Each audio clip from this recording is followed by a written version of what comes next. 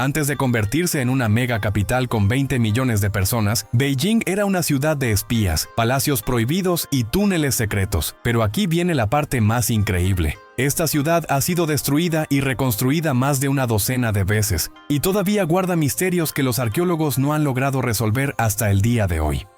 Lo que realmente me enganchó a estudiar la antigua Beijing fue descubrir cómo su ubicación representa una convergencia perfecta entre geografía, estrategia y simbolismo, lo que hizo casi inevitable que se convirtiera en una de las grandes capitales imperiales del mundo.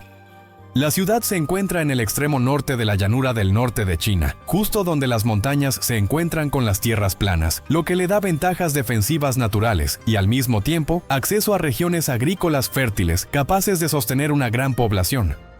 Pero también está situada en el cruce crucial entre la China propiamente dicha y las estepas del norte, lo que la convierte en el lugar natural para controlar la frontera y defenderse de las invasiones nómadas. La evidencia más antigua de asentamientos humanos en el área de Beijing se remonta a miles de años, con descubrimientos arqueológicos que muestran que humanos del Paleolítico vivían en cuevas alrededor de Zhoukudian hace aproximadamente 700.000 años. Pero lo que consideramos como el inicio de Beijing como centro urbano comienza realmente durante la dinastía Zhou Occidental, alrededor del 1045 a.C., cuando el área fue establecida como el feudo de Ji, de donde proviene uno de los nombres antiguos de Beijing.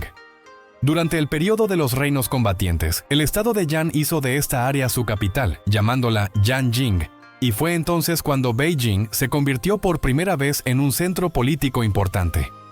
La capital de Yan ya era una ciudad sustancial, con murallas, palacios y planificación urbana sofisticada, que mostraban que no era un asentamiento provincial, sino un gran centro de poder y cultura.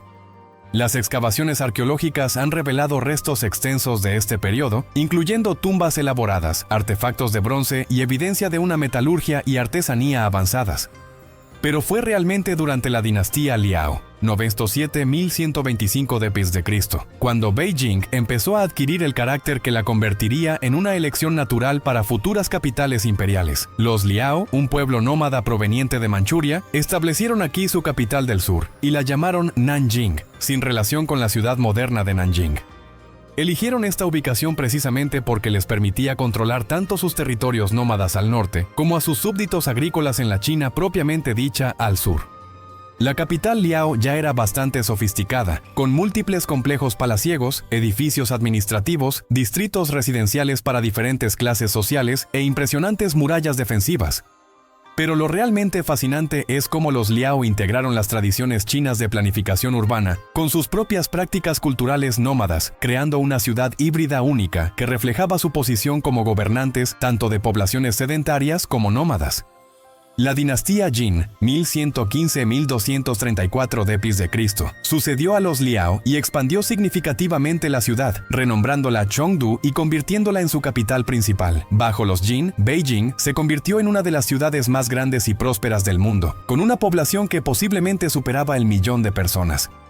Los Jin invirtieron fuertemente en infraestructura, construyendo un extenso sistema de canales para traer agua desde fuentes lejanas, elaborados complejos palaciegos y sofisticados sistemas de drenaje y saneamiento.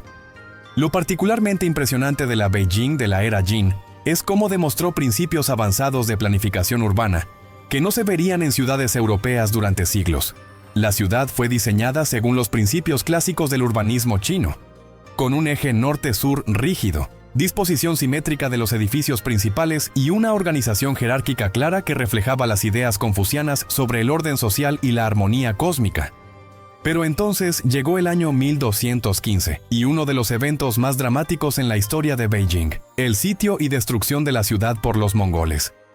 Los ejércitos de Gengis Khan devastaron completamente Chengdu, matando a gran parte de la población y reduciendo la mayoría de la ciudad a escombros. Durante varias décadas, Beijing fue esencialmente una ruina, un recordatorio brutal del poder destructivo de la guerra nómada y de la vulnerabilidad incluso de las civilizaciones urbanas más sofisticadas. Sin embargo, esta destrucción sentó las bases para el periodo de mayor gloria de Beijing, porque cuando Kublai Khan decidió establecer su nueva capital para la dinastía Yuan, eligió construirla cerca de las ruinas de la antigua capital Jin. La nueva ciudad, llamada Dadu o Khan Balik, fue diseñada para ser la ciudad más grandiosa del mundo, y en muchos aspectos logró ese objetivo. Kublai Khan trajo arquitectos y urbanistas de todo su vasto imperio para diseñar Dadu según los principios más avanzados disponibles. La ciudad fue trazada a una escala enorme, con murallas que encerraban un área de aproximadamente 50 kilómetros cuadrados. La planificación fue increíblemente sofisticada, con amplios bulevares en patrón de cuadrícula, sistemas elaborados de agua que llevaban agua fresca desde manantiales de montaña y distritos designados para diferentes funciones y clases sociales. La capital mongola tenía un carácter verdaderamente internacional, con barrios para funcionarios chinos, nobles mongoles, comerciantes de Asia Central, administradores persas e incluso visitantes europeos como Marco Polo. Los mercados de la ciudad vendían productos de todo el mundo conocido: seda de China, especias del sudeste asiático, piedras preciosas de la India, pieles de Siberia y artículos exóticos de lugares tan distantes como Europa y África. La famosa descripción de Marco Polo sobre Khanbalik ofrece una ventana increíble a cómo era la ciudad en su apogeo en el siglo XIII. La describe con calles amplias y rectas, palacios magníficos, mercados bulliciosos y niveles de riqueza y sofisticación que superaban todo lo conocido en Europa.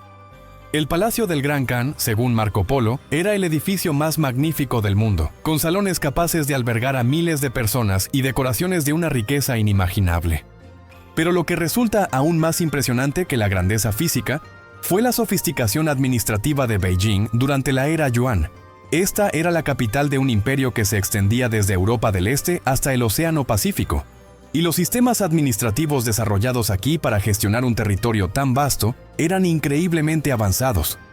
La ciudad albergaba ministerios que supervisaban todo, desde la recaudación de impuestos y asuntos militares hasta obras públicas y relaciones exteriores en todo el imperio mongol. La dinastía Yuan también convirtió a Beijing en un centro de intercambio cultural e intelectual a una escala nunca antes vista. La ciudad atraía a eruditos, artistas, científicos y filósofos de toda Eurasia, creando un entorno intelectual cosmopolita que produjo notables innovaciones en campos que iban desde la astronomía y las matemáticas hasta la literatura y el arte. Cuando la dinastía Ming derrocó a los mongoles en 1368, inicialmente trasladaron la capital a Nanjing y Beijing, entonces llamada Beiping, se convirtió en una ciudad regional en lugar de la capital imperial. Pero esto cambió drásticamente en 1406, cuando el emperador Yongle decidió trasladar la capital de nuevo a Beijing, en parte por razones estratégicas. Quería estar más cerca de la frontera norte, donde persistía la amenaza de pueblos nómadas, pero también porque reconocía las ventajas simbólicas y prácticas de la ubicación. La reconstrucción de Beijing bajo el emperador Yongle fue uno de los proyectos de planificación urbana más ambiciosos de la historia de la humanidad. El emperador esencialmente reconstruyó toda la ciudad según su visión de lo que debía ser la capital imperial perfecta. El resultado fue la Beijing que los visitantes aún pueden ver hoy en lugares como la Ciudad Prohibida, una obra maestra de planificación urbana y arquitectura que representa la cúspide de la civilización imperial china. La Beijing Min fue diseñada como una representación física de la cosmología china y la ideología imperial. La ciudad fue trazada de acuerdo con estrictos principios de Feng Shui y planificación urbana clásica china, con la residencia del emperador en el centro representando el Axis Mundi, el eje del universo en torno al cual todo giraba. La Ciudad Prohibida en sí fue diseñada como un microcosmos del cosmos, con su diseño, colores y elementos decorativos cuidadosamente seleccionados para reforzar el papel del emperador como hijo del cielo, mediador entre el reino terrenal y el celestial. La escala de la reconstrucción Ming fue absolutamente colosal. El proyecto requirió movilizar a más de 1 millón de trabajadores, incluyendo artesanos especializados traídos de todas partes del imperio. Los materiales fueron transportados desde miles de kilómetros de distancia: madera de los bosques del suroeste de China, mármol de canteras a cientos de kilómetros y materiales decorativos raros de toda Asia. La logística necesaria para coordinar un proyecto tan masivo en el siglo XV requería una capacidad administrativa que pocas civilizaciones han logrado igualar. Pero la Beijing Ming no era solo una ciudad de esplendor imperial, también era una ciudad funcional que albergaba a más de 1 millón de personas y servía como centro administrativo, cultural y económico del imperio chino. La ciudad fue cuidadosamente planificada para albergar todas las funciones del gobierno imperial, con ministerios, archivos, tesorerías y otros edificios administrativos dispuestos según principios jerárquicos estrictos. Las áreas residenciales de la Beijing Ming también fueron organizadas de manera meticulosa, con diferentes distritos designados para distintas clases sociales y grupos ocupacionales. Había barrios para familiares imperiales, altos funcionarios, comerciantes, artesanos y gente común, cada uno con su carácter particular y nivel de comodidades. El sistema de hutongs, callejones estrechos y casas con patios que aún caracteriza a partes de Beijing, data de este periodo. La vida comercial de la Beijing Ming era increíblemente sofisticada, con mercados y tiendas que vendían productos de todo el imperio y más allá. La ubicación de la ciudad en el extremo norte del Gran Canal significaba que productos de todo China fluían hacia los mercados de Beijing. Había mercados especializados para distintos tipos de bienes, de seda, de té, de porcelana, de libros, cada uno con su ubicación y sus propias costumbres comerciales. La vida cultural e intelectual de la Beijing Ming era igualmente impresionante. La ciudad albergaba la Academia Imperial, la institución de educación superior más importante del imperio, así como numerosas escuelas, bibliotecas e instituciones académicas. Beijing atraía a los eruditos, artistas y escritores más talentosos de toda China, convirtiéndola no solo en la capital política, sino también en el centro cultural e intelectual de la civilización china.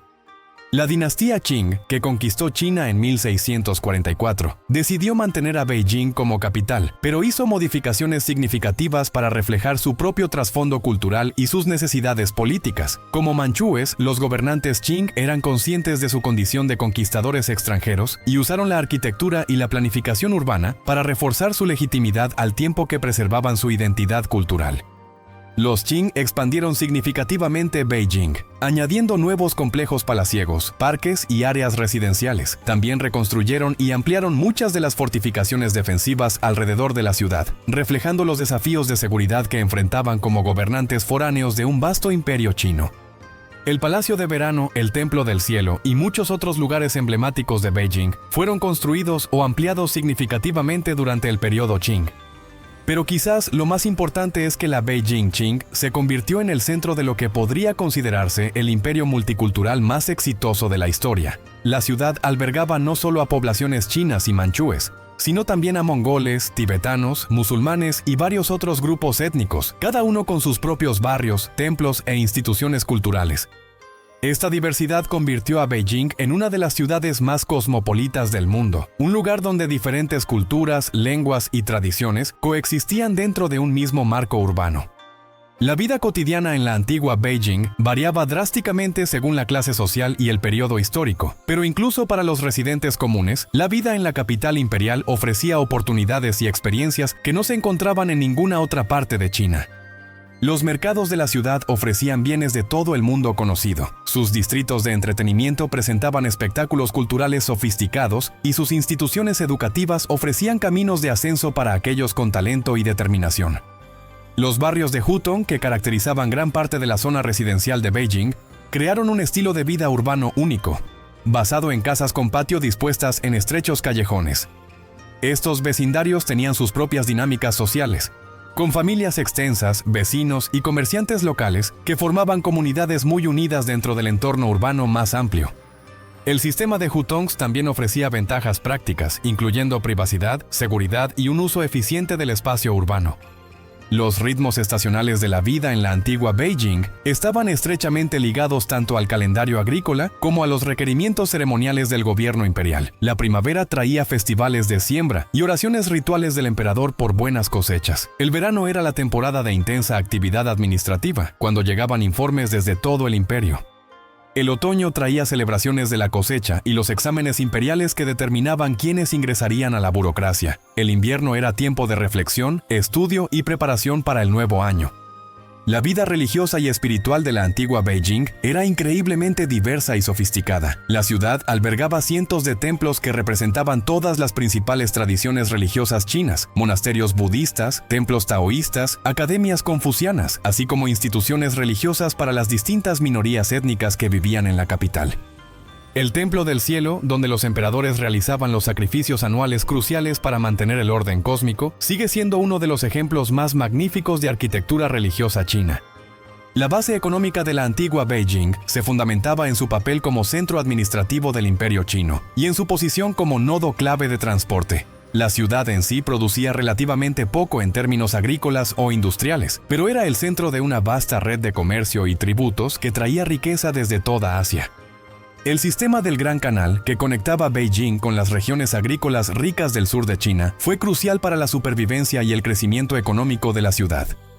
Las innovaciones tecnológicas surgidas en la antigua Beijing estaban a menudo relacionadas con los desafíos prácticos de gobernar un imperio desde un único centro urbano. Beijing fue un centro de innovación en cartografía, ya que los administradores imperiales necesitaban mapas precisos de territorios distantes. También fue líder en el desarrollo de sistemas de comunicación, incluyendo complejas redes de mensajeros que conectaban la capital con todos los rincones del imperio. La industria de la impresión en Beijing estaba particularmente avanzada, produciendo no solo libros y documentos oficiales, sino también papel moneda, mapas y otros materiales impresos necesarios para la administración imperial.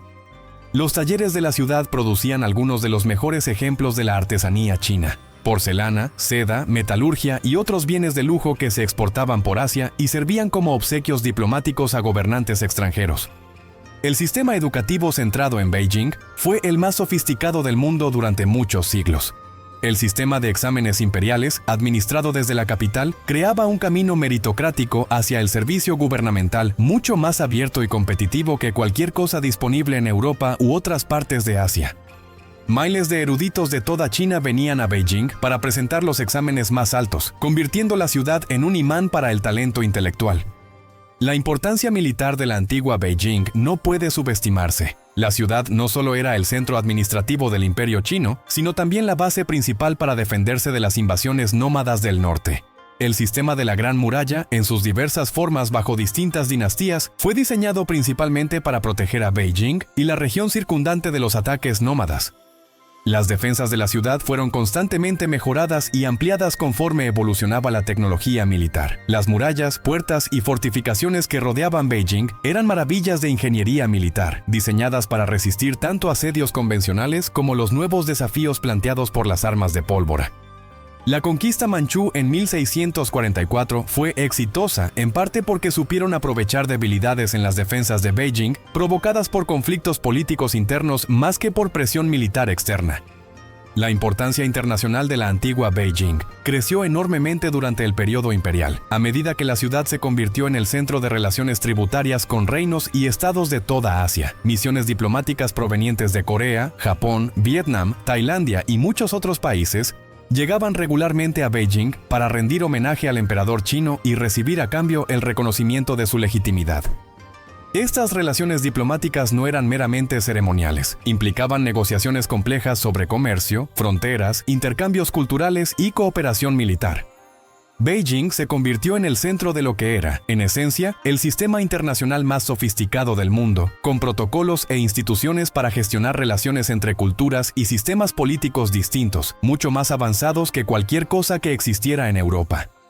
El legado arquitectónico de la antigua Beijing es absolutamente extraordinario y sigue influyendo en el diseño urbano y el pensamiento arquitectónico a nivel global. Los principios de simetría axial, organización jerárquica e integración del entorno natural con el construido, perfeccionados en Beijing, se convirtieron en modelos replicados por toda Asia Oriental e influyeron eventualmente en el pensamiento arquitectónico moderno.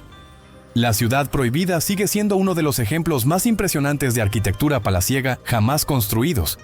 Pero es importante entender que era solo una parte de un diseño urbano mucho más amplio que integraba funciones residenciales, comerciales, administrativas y ceremoniales, creando una auténtica capital imperial funcional. Los desafíos ambientales que enfrentaba la antigua Beijing fueron significativos y requirieron soluciones innovadoras que a menudo estaban siglos adelantadas a su tiempo. La ciudad se encuentra en una región relativamente seca, con recursos hídricos limitados, lo que exigió el desarrollo de sistemas sofisticados de gestión del agua, incluyendo canales, embalses y redes de distribución que traían agua desde fuentes montañosas distantes. Los problemas de calidad del aire que afectan a la Beijing moderna tienen sus raíces en la antigüedad, cuando la gran población de la ciudad y el uso extensivo del carbón para calefacción y cocina generaban problemas de contaminación que exigieron formas tempranas de regulación ambiental. Los administradores de la antigua Beijing desarrollaron algunas de las primeras políticas ambientales urbanas del mundo, incluyendo restricciones sobre ciertas actividades industriales y requisitos para la eliminación de residuos. La influencia cultural de la antigua Beijing se extendía mucho más allá de las fronteras de China y sigue moldeando la civilización de Asia Oriental hasta el día de hoy. La ciudad fue el centro desde el cual se difundieron las formas culturales chinas, literatura, arte, filosofía, ciencia, tecnología, por toda Asia. Los estilos arquitectónicos desarrollados en Beijing fueron copiados en capitales desde Corea hasta Vietnam. Los sistemas administrativos creados en Beijing se convirtieron en modelos de organización gubernamental en toda Asia Oriental. Pero la influencia cultural de Beijing también fluía en la otra dirección, ya que el carácter cosmopolita de la ciudad la convirtió en un centro de síntesis e innovación cultural. Los estilos artísticos, las formas arquitectónicas y las tradiciones intelectuales que surgieron de la antigua Beijing a menudo representaban combinaciones creativas de influencias provenientes de toda Eurasia, lo que convertía a la ciudad no solo en un centro de la cultura china, sino en un auténtico núcleo cultural internacional. Después de pasar más de un año estudiando la antigua Beijing, estoy convencido de que representa uno de los ejemplos más notables de desarrollo urbano y administración imperial en la historia de la humanidad. La capacidad de la ciudad para servir como capital efectiva para dinastías sucesivas durante más de un milenio, mientras se adaptaba a circunstancias políticas, militares y culturales cambiantes, demuestra un nivel de sofisticación institucional y resiliencia cultural que pocas ciudades han logrado alcanzar. Lo que más me impresiona de la antigua Beijing es cómo logró ser simultáneamente china e internacional, tradicional e innovadora, práctica y simbólica. La ciudad cumplía funciones muy prácticas de administración imperial y defensa militar, pero también era una representación física de la cosmología china y la ideología imperial. Estaba profundamente arraigada en las tradiciones culturales chinas, pero también abierta a influencias de todo Eurasia. Las lecciones del desarrollo de la antigua Beijing siguen siendo relevantes hoy en día, mientras pensamos en cómo crear ciudades sostenibles y habitables que puedan adaptarse a los cambios sin perder su identidad cultural. La integración de funciones residenciales, comerciales y administrativas, la importancia de una infraestructura adecuada y la necesidad de equilibrar lo práctico con lo cultural son todos desafíos que la antigua Beijing enfrentó, y que muchas veces resolvió con más éxito que las ciudades modernas. La historia de la antigua Beijing es, en última instancia, una historia sobre el poder de la ubicación, la visión y el desarrollo institucional para crear centros urbanos que puedan perdurar y prosperar a lo largo de siglos y milenios. Es un recordatorio de que las grandes ciudades no son solo lugares donde la gente vive y trabaja, sino entornos cuidadosamente planificados y gestionados, que reflejan y refuerzan las aspiraciones más elevadas de las civilizaciones que las construyen.